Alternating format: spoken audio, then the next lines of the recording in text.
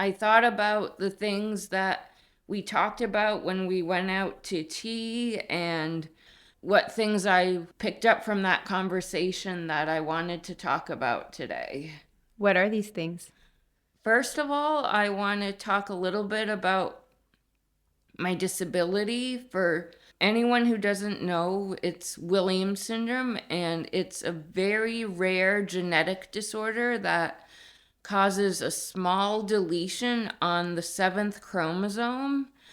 And people who have it are very outgoing and social and also very artistic. And for some reason, we love music a lot more than the average person. Like, it's something that we practically can't get enough of.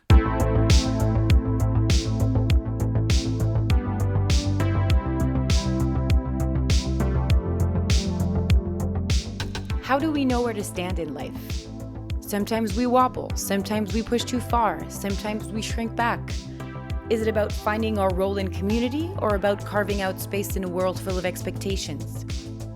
This is episode 6, where Kate shares her journey as a woman with Williams syndrome, bouncing on boundaries. Life isn't just a straight path, it's a series of choices, tensions, and turns that shape who we are and how we show up. I'm Léa Hirschfeld, and this is Out of Sync, exploring life through disability, one story at a time. New episodes drop every Tuesday, transcripts are on YouTube, and French stories on Décalé. Time to grab a cup of your favorite drink and enjoy the story. Do you play any instruments? Yes, I play the piano, I sing, and for a few years I was also in a handbell choir. How does Williams syndrome affect your life on a daily basis? I would say that there are a few doctor's appointments that I have to go to that not everyone else has to. The main one is the cardiologist, because people with Williams syndrome are known for having severe heart problems, and a lot of my peers with Williams syndrome have those big scars on their chests from heart surgeries. But I feel very lucky that I've never had to have heart surgery. What else is something that would characterize you? I'm very social and outgoing, but I know that I also need to be careful, because that openness and friendliness can get people in trouble. And I feel like people with Williams syndrome always need to check in with themselves to make sure they're not going too far too fast, if that makes sense. Would you have an example? Once, this bus driver from the local bus company saw me and asked if he could take me home, and I said yes. And when my mom found out about it, she got very angry at me because he could have done anything to me. And I just didn't stop and think it through. And I did have a little bit of that "this is wrong" feeling, but I ignored it because I had it in my head that because I'd seen him on the bus routes and because he seemed nice and friendly, that he was a safe person. After that, I've been really paying attention to my interactions with people who I don't know as well as I think I might. And I also check in with my parents for consent about stuff like that. So you'd say that you trust people very easily. Yes. And, well, there's the whole music thing. So I can hear like the most normal everyday sound and hear the music in it where other people might not. Like, I'm able to pick up on the beat or the rhythm, and just I could hear how it might turn into music if one lets it. great. Do you compose songs or do you? No, I've tried composing and it's really, really difficult. It's difficult. What else do you like to do? I like to meet new people and learn about other cultures, and I also like to do things with my hands to keep them busy. So, I'm big into word search puzzles, coloring books, and stuff like that. I feel like when I'm sitting down, I'm usually not just sitting there, I'm sitting there and I'm doing something. How was school? School was definitely a mixed experience for me because I was worried that because I had a helper in school that people would know that I was different and that I would get special treatment, and I wanted that as little as possible. Luckily, I felt that as the years went on, it was less and less noticeable, but for me, it was always on my mind because I didn't want to feel different than my friends at school. I wanted to be their equal. Why wouldn't you be?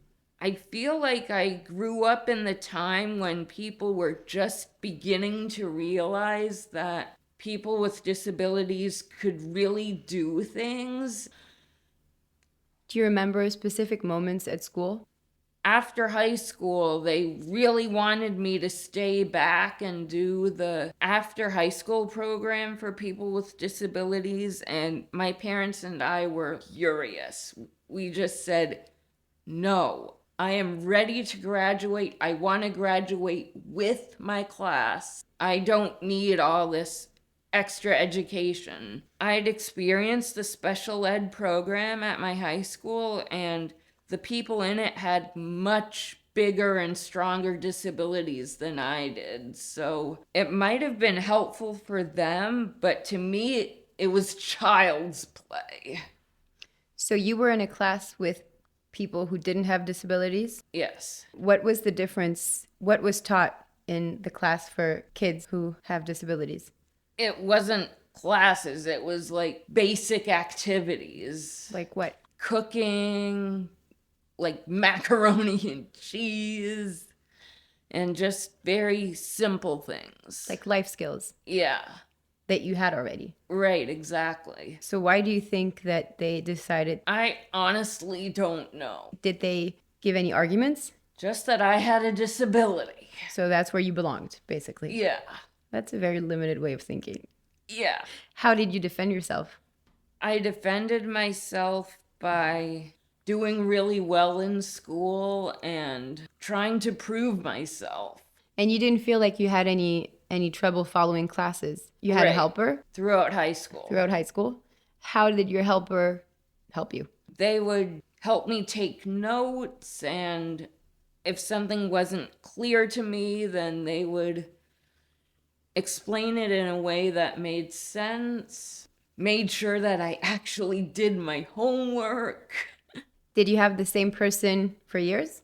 I had one person from kindergarten through 6th grade, and then another person from 7th grade until I graduated. Do you think it was a good thing to have the same person? I think it was both good and bad because I feel like sometimes I would have a different opinion than my helper, and sometimes those differences of opinion could be really, really powerful, and I feel like we had to both kind of watch ourselves a little to make sure that we didn't get into a power struggle. Like, I was taking this dance class and it was really stressing me out, and I felt like sometimes I would blame outside frustrations on it to make myself feel better, and that's never a good thing to do. It's laying off steam. Yeah. But luckily, I ended up dropping the class, and after that, things became a lot better. Are there many things that you feel forced to do in your life? Force is too strong of a word. There are things I know I have to do, but it's always voluntary. Like what? Once I went to this doctor's appointment, and it was a geneticist who specializes in Williams syndrome, and there was at that time a test that people could take to determine the size of their genetic deletion, and it was a blood test. So at one point in my life, I would have been too scared to do it because I don't like needles, but I felt like in this case, it would teach me something that I didn't know about myself, and it could also help people who are studying Williams syndrome. So I decided to do it. How can they help, those tests? They can let people know whether they have a bigger or smaller deletion than is typical for Williams syndrome. And I feel like people could know how to use that information to their advantage and find resources for help that they might not otherwise have known about. Like I said, there's the cardiology piece. So pretty much everyone with Williams syndrome goes to the cardiologist.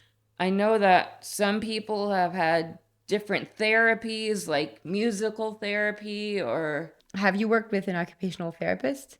Yes, I have. How does that work? It's someone who teaches you life skills, and what I remember about my occupational therapist is that she made it fun. So we would like play these little games together, and it was very not only educational but very empowering because I felt like I could do what she was asking of me. The one I remember the most is she had this table with different colored pegs in it, and she would say, Kate, strong and able, pick a blue one from the table.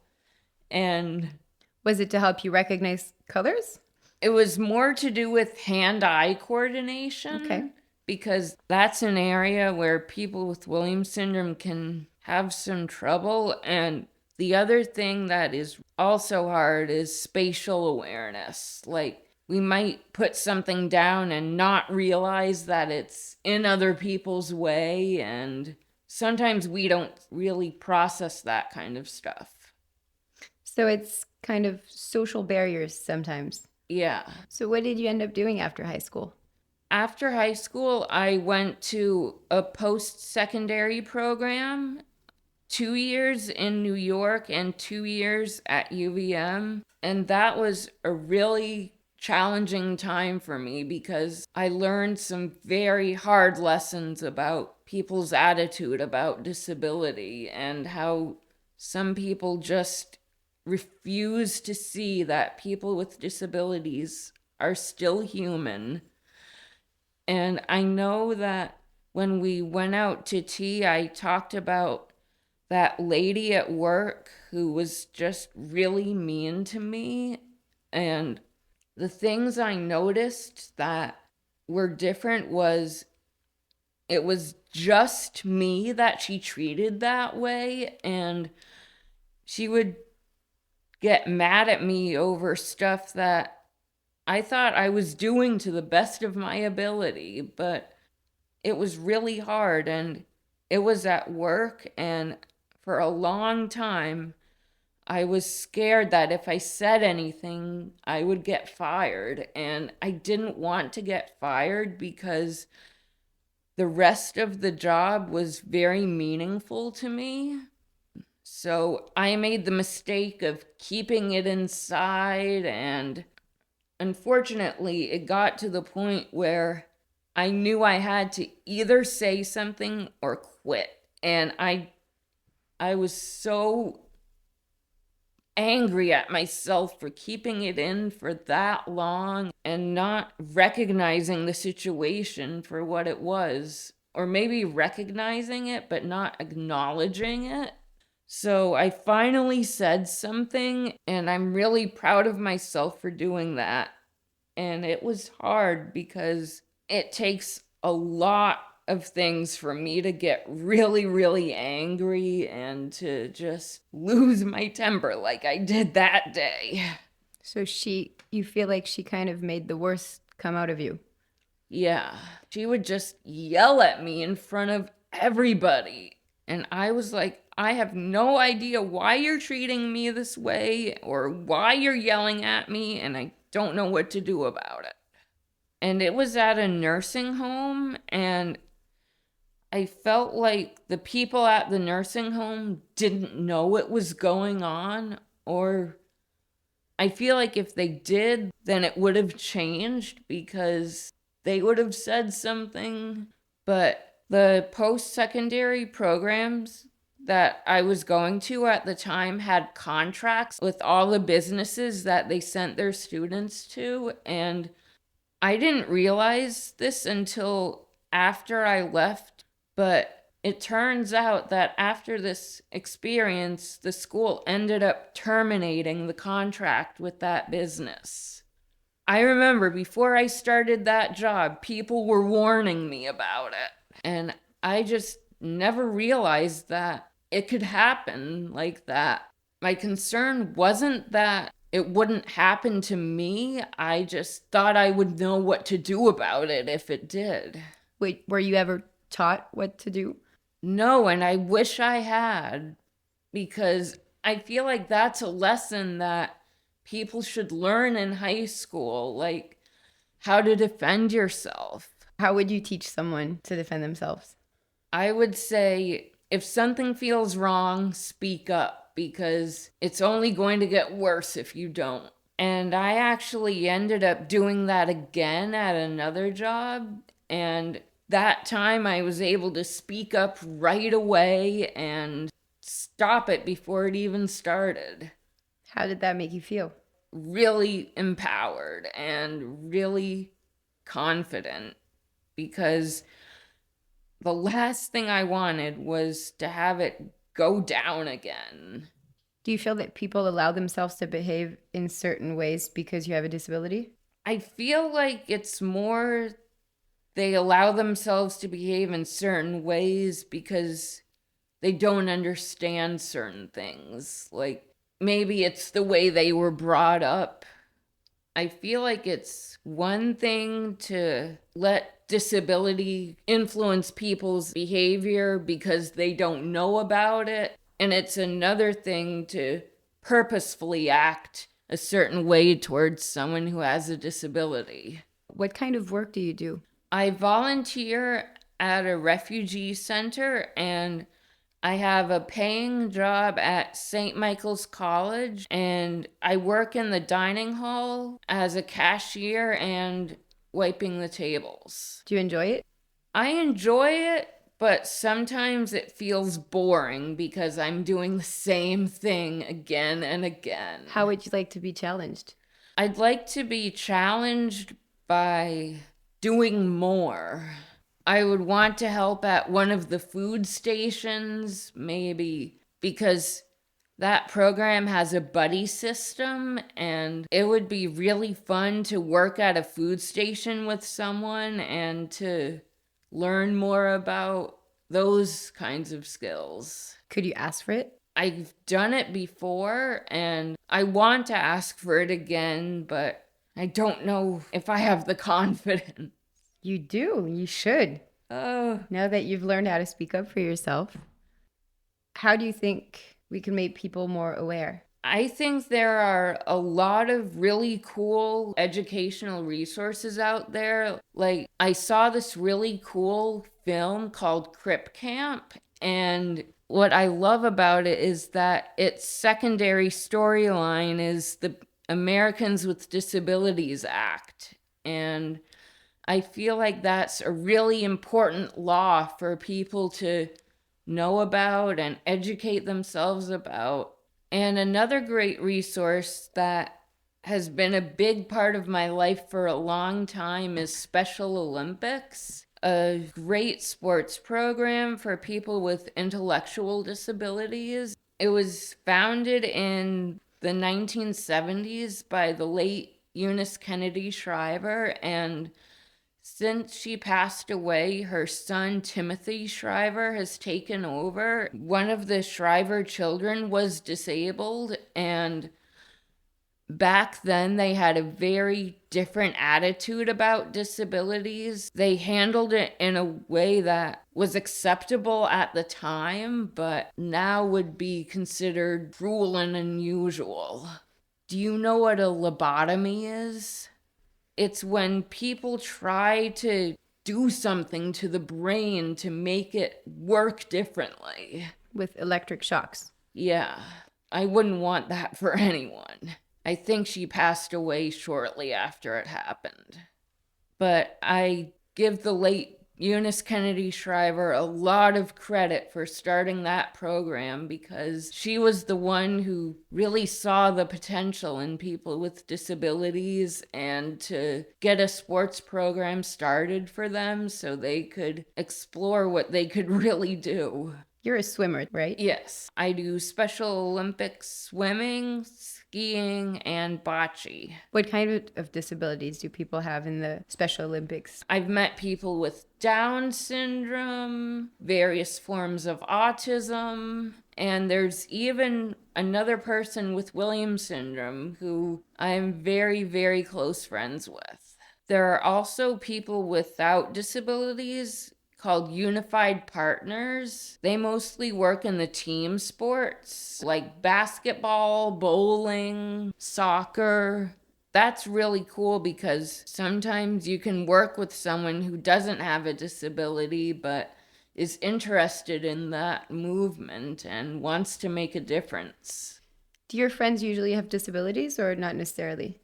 A lot of my friends in Special Olympics have disabilities.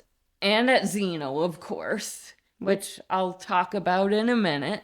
But I feel like a lot of my peers outside of those communities don't have disabilities. Xeno Mountain Farm is a great program out in Lincoln, Vermont, not only for people with and without disabilities, but people in marginalized communities. It's a place where people can go and feel safe and feel respected, and Xeno always finds a way to make people's differences work.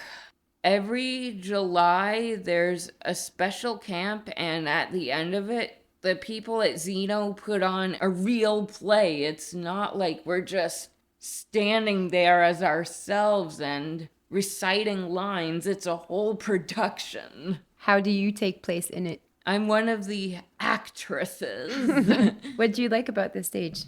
It's very spacious and open and easy to move around on.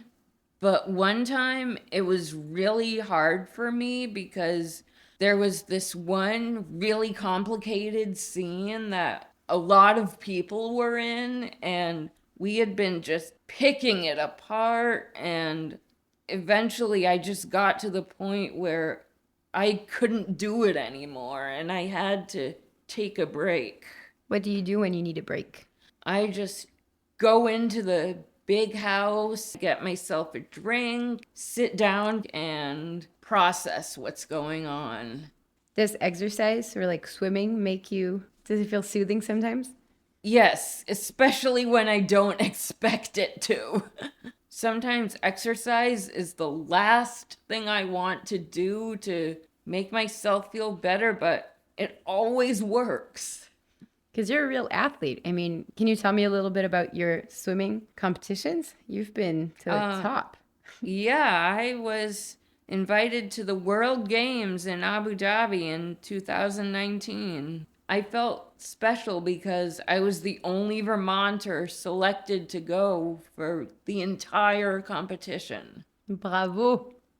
It's bravo in French. Ah. That's incredible. How did you get selected? What were the different stages of selection? First of all, I had to be nominated. That means that someone gives a recommendation as to why this person should go. It was the national games at the time, so the plan was to see if I would be selected to go to nationals because it was one or the other. I couldn't do both. Unfortunately, I was not selected for nationals. Another female swimmer was. So I was automatically going to Abu Dhabi. Incredible. Don't get me wrong, Seattle's fine, but Abu Dhabi was more impressive, I yeah. bet. What are the requirements to be selected? That you need to have good sportsmanship. What is that? It's respecting your coaches and your fellow athletes and listening to what people say and handling yourself whether you win or lose. So how many people were on the team? There are about 300 of us together. Only swimmers? No, the Abu Dhabi Games had 24 sports, and I believe that the U.S. competed in 12 of them. But the swim team was pretty big. There were probably 25 or 30 people on the swim team, and that included the coaches and the athletes. Did you win any medals? Yes, I won a gold medal, a bronze medal, and a 7th place ribbon. Were you proud? Yes, especially because I'd never won a gold medal outside of the state level. And at first, when I looked at the leaderboard, I thought I was going to get a silver medal, but just before the medal ceremony, I found out, for reasons I don't know, that the other swimmers that I'd been competing against got disqualified. Must have cheated. And you were competing against people from the entire world? Yes. Were there French teams? Yeah. You kicked our butt. How old were you when you competed? It was 2019, so it was only 4 years ago. How old are you now? 34, so I was just about to turn 30. And did you continue competing when you got back? It was hard because the pandemic came along and That's ruined everything. This past year was our first swim competition in 2 or 3 years. How was the pandemic for you?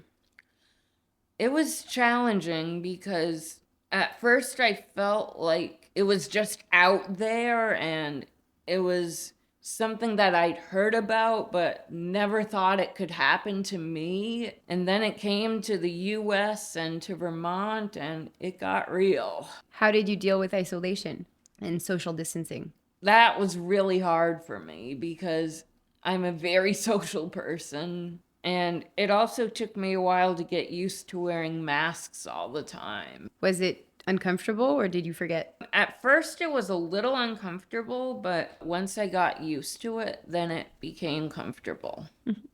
What about all the talking about, like, could be triggering, like talking about death and talking about illness and talking about hospital a lot. How did you deal with that? My mom works at the hospital, so I feel like that sort of thing has always been easy to talk about.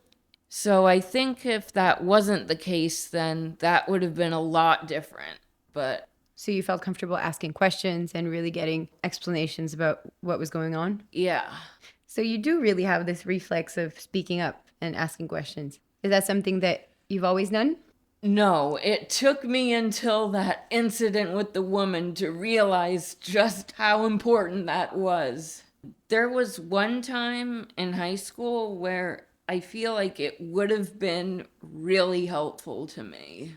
There was someone in school who I had a crush on and didn't know how to say it because I didn't know whether that person felt the same way. And I feel like if I'd known how to speak up for myself, I would have told that person how I felt. And you never did? I wanted to, and I just felt like the moment kept slipping away. What did you like about that person? He didn't treat me like I had a disability. I felt like I was just Kate to him. And I also loved that he would go out of his way to say hi to me and see how I was doing. And it was something that really meant a lot to me. And one time he was even able to come to the Special Olympics swim competition to watch me. And that was, I don't know a lot of people who would have taken time out of their schedules to do that. What about family? Yeah, the families definitely come to watch. So your parents came? Yep. Do you have siblings? Yep, I have a brother and a sister. For some of the bocce competitions, my brother has actually been a volunteer, and so have my parents. Do you guys spend a lot of family time together? We get together whenever we can, but since my brother and sister have moved on with their lives, I spend a lot of time still with my parents because I'm in the area, and so it's a different sort of family time. You don't live with your parents anymore. Right. I live in an apartment with a roommate. It's going really well. A lot of things I can do independently, but it's good to know that my parents are around if I need them. My roommate helps too. How? We clean together and we cook together, and Could you ever see yourself living alone, or do you like having someone with you? I've lived alone before, and it's really hard because you don't know who's out there and you don't know who to trust, and it's much better to have a roommate. Must make the home very alive. Yes, it does make the home very alive. I like that. What do you guys do together? We watch movies, we cook, we clean, we cry on each other's shoulders. Roommates. Yeah. How do you get around the city? I usually walk or take the bus because I don't have a car. Could you drive? It's something that doctors don't recommend for people with Williams syndrome because it's very stimulating, and I feel like it's a lot to process in a short amount of time. And I do know people with Williams syndrome who have gotten their permits, but I don't think anyone with Williams syndrome has gotten a license. So you feel like you'd get too distracted, or it would be Yeah. a kind of information overload? Yeah, exactly. Yeah. You started talking about love earlier. I feel like that's one thing that is really missing in my life. I feel like I've had crushes on people and gone out on dates, but I feel like it never works out the way I want or expect it to. Either the person just wants to be friends, or they have reasons for dating me that are the wrong reasons. What would that be? That they just want me because I'm pretty, and they think that I wouldn't know how to say no, and I've seen where that gets a lot of people, and luckily I pick up on it before it gets to that point, but I know that it could, and I just don't want to be in that position. I want to date someone who loves me for the right reasons and sees me as a person and not just because I'm pretty. Do you know where you could imagine meeting someone? I've tried dating apps, but I feel like it's too much to keep track of, so I don't know where I could go to meet someone. It's usually when we expect it, the less that it pops. Yeah. Do you see yourself married? I definitely want to get married sometime. I've learned that those relationships aren't always what they seem, but I feel like I could handle it. What do you mean by not always what they seem? a relationship means working together and not always being lovey-dovey. It's not easy. It requires No. work, absolutely. I think it requires someone to see the other person for who they are and to accept that they might be different than they are and have different opinions. And as long as they can work it out, then it's good. Do you want kids? Since Williams syndrome is genetic, I would have a 50% chance of passing it on to my biological kids, and that's too high of a risk for a lot of people. So I definitely want, maybe think about adopting kids. Why wouldn't you want to pass it on? It's a lot to take care of, and I don't want the kids that I have to how do I say this? If a child that I have has Williams syndrome, I wouldn't want them to blame me for it. I just feel like it's better to be safe and adopt kids. Mhm. I'm very grateful for the friendships I have, and I'm glad that I have people in my life that understand me and we can talk about these things. What about your siblings? My relationship with my siblings has been okay, but sometimes it's hard because sometimes I feel like my siblings don't know how to get along with each other. So there's always that element of what's going to happen? They fight? Yeah. And sometimes I have to be the peacemaker. How do you do that? I'm just like, guys, come on. Let's try to get along here. You never fight with anyone, right? You have very peaceful relationship with people. I fight when I have to, which is not very often. What's your age difference with your siblings? My sister and I were born exactly 2 years and 9 months apart, and we were trying for that with my brother, but he came a few days late. So they are younger than you. Yes. Have you guys ever talked about different stages of life? Yes.